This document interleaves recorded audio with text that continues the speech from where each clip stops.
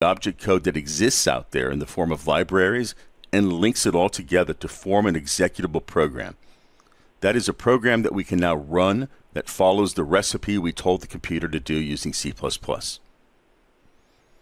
Now that our program is complete, we test it to find as many errors as possible, and we debug it to eliminate those errors. As you can see, there's a lot going on, and understanding what's going on at this high level is important. The integrated development environments are programs that allow you to do everything I just mentioned from a common interface. Sometimes they make the process seem like magic, since all you need to do is click a button and the entire build process happens. Let's go over this build process one more time in a visual manner. First, we use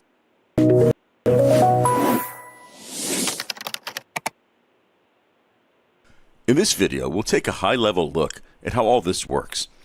If you're completely new to programming, then many of these terms will probably be new to you.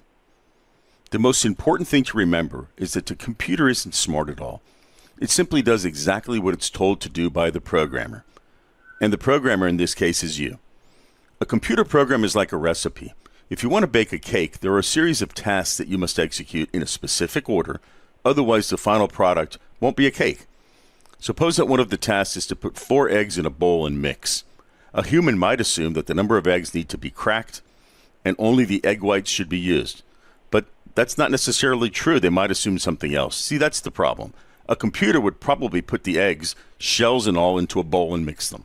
So when we write programs, we need to be very, very explicit about what we want the computer to do. Otherwise, our result will probably be incorrect. In order to write programs, we use programming languages.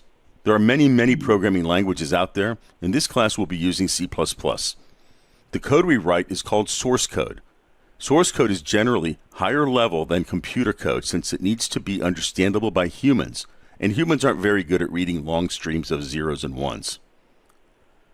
We write our programs using programming editors. These editors are like word processors specifically designed to write these recipes in a specific programming language. C++ programs have an extension like .cpp, .h, .cc, .hpp, and there are several others. In this course, we will use .cpp and .h as the extensions for the code we write. Just as humans aren't very good at reading computer code, computers aren't very good at reading source code. We need to translate the source code to a form that's understandable by the computer. This form is called object code, and the compiler is the translator. The C++ compiler is a program that takes as input C++ source code and produces object code as output. If the source code has errors, then no object code is produced. Since our code might depend on code that other programmers wrote, this is actually a very likely scenario because we want to reuse as much existing code that's out there as possible. This makes it easier for us to solve our problems. So a program called a linker takes our object code and the object code that exists out there in the form of libraries and links it all together to form an executable program.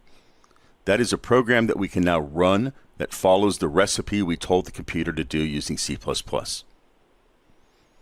Now that our program is complete, we test it to find as many errors as possible, and we debug it to eliminate